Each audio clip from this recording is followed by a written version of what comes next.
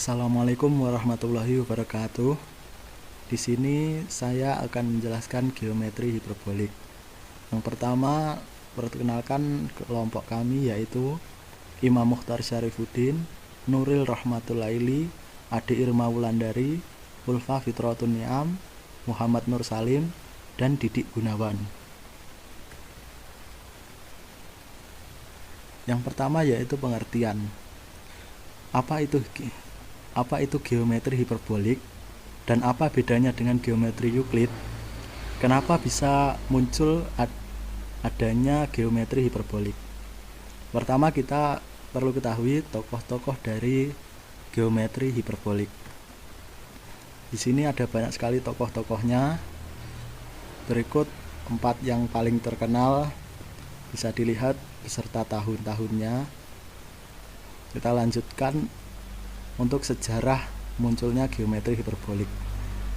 Geometri hiperbolik muncul karena adanya kontroversi terhadap postulat kesejajaran Euclid, di mana geometri hiperbolik mengganti postulat kesejajaran Euclid dengan negasinya dan tetap menggunakan 4 postulat geometri Euclid. Inilah yang menjadi perbedaan antara geometri hiperbolik dan juga geometri Euclid. Selanjutnya yaitu postulat kesejajaran.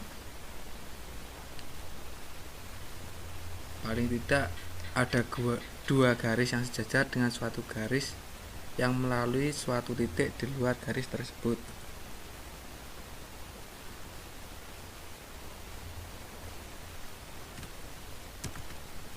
Selanjutnya yaitu gagasan Lobachevsky, Gauss, dan Bolyai adalah sebagai berikut. P1 adalah sinar pertama yang tidak memotong R pada arah kanan. Terlihat bahwa sinar-sinar tersebut bergerak berlawanan dengan arah perputaran jarum jam. Maka Q1 adalah sinar terakhir yang tidak memotong R pada arah kiri. Sinar-sinar P1 dan Q1 adalah sinar-sinar yang sejajar dengan R. Itu adalah menurut para tokoh-tokoh geometri hiperbolik. Dari dua garis dikatakan sejajar jika keduanya hampir berpotongan. Selanjutnya yaitu teorema non-metrikal. Dari teorema 1 yaitu sebarang garis lurus seluruhnya berada dalam sudut tertentu. Buktinya yaitu misalkan diketahui garis I dan ditentukan titik P di luar I,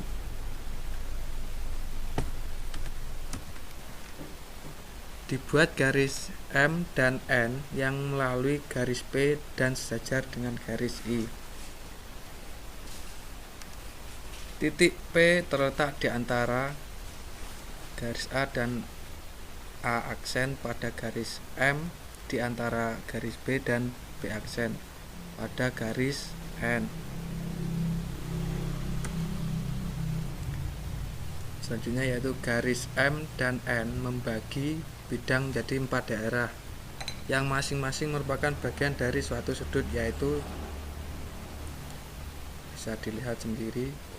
Misalkan Q adalah titik pada garis I, karena garis I tidak memotong M dan N, maka Q tidak terletak pada M dan N.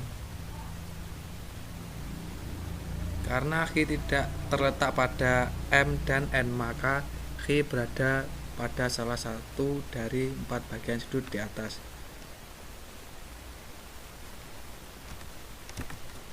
Misalnya pada sudut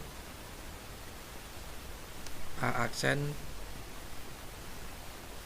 PB.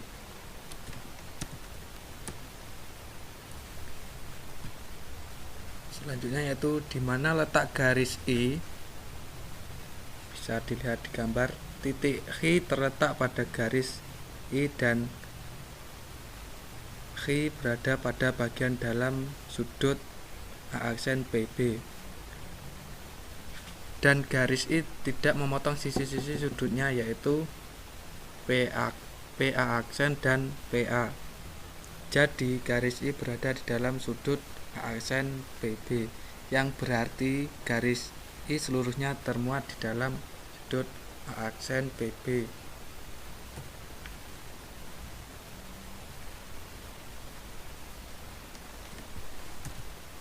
Teorema ini akibat ada tak berhingga garis yang sejajar dengan suatu garis yang melalui suatu titik di luar garis itu. Bukti ada pada makalah, bisa dilihat. Selanjutnya yaitu jumlah sudut segitiga dalam geometri hiperbolik. Tema 1. Jumlah besar dua sudut dalam segitiga adalah kurang dari atau sama dengan besar sudut luar yang tidak bersisian dengan sudut tertentu.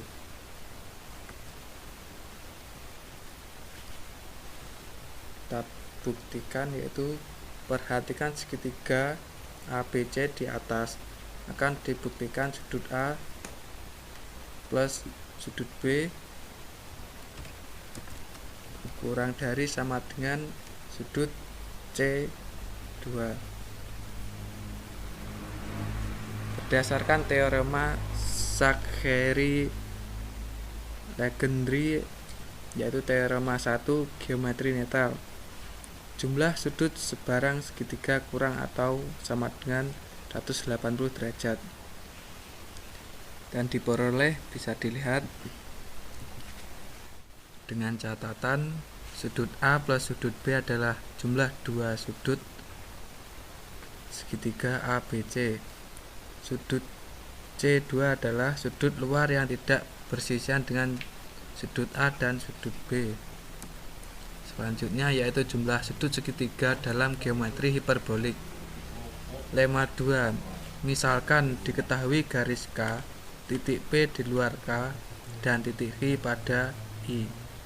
Misalkan diberi sisi PI, maka ada titik R pada I yang terletak satu pihak dengan PI sedemikian hingga PRI adalah terkecil yang diinginkan. Pembuktiannya ada di makalah, bisa dilihat. Teorema 2. Ada sebuah segitiga dengan besar sudut kurang dari 180 derajat atau yang disebut geometri hiperbolik. Teorema 3. Jumlah besar sudut setiap segitiga kurang dari 180 derajat, itu yang disebut sama tadi, akibat satu teorema 3, yaitu jumlah besar sudut-sudut dalam segi 4 kurang dari 360 derajat. Akibat dua teorema, akibat yang kedua yaitu teorema 3, yaitu tidak ada persegi panjang. Buktinya ada pada makalah. Kesebangunan segitiga. Berdasarkan postulat dan teorema-teorema di atas menunjukkan bahwa tidak adanya segitiga-segitiga yang sebangun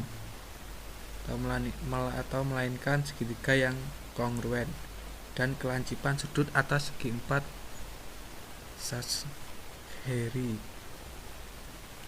Teorema 4. Dua segitiga adalah kongruen jika sudut-sudut yang bersesuaian sama. Selanjutnya yaitu kelancipan sudut atas pada segi 4 Shacheri. Segi 4 Shacheri adalah suatu segi 4 sudut-sudut alasnya, siku-siku dan sisi-sisi tegaknya sama panjang.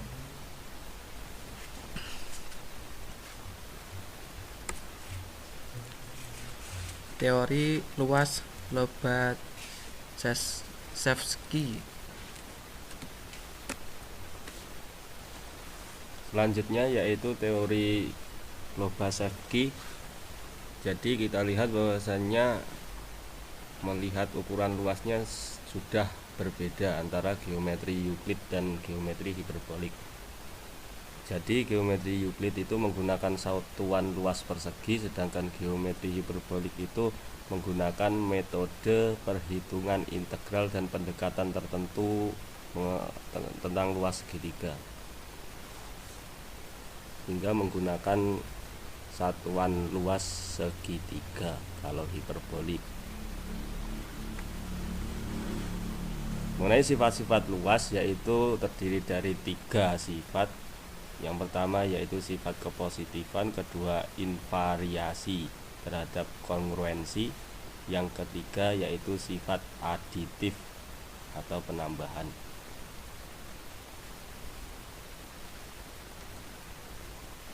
Selanjutnya yaitu definisi 3.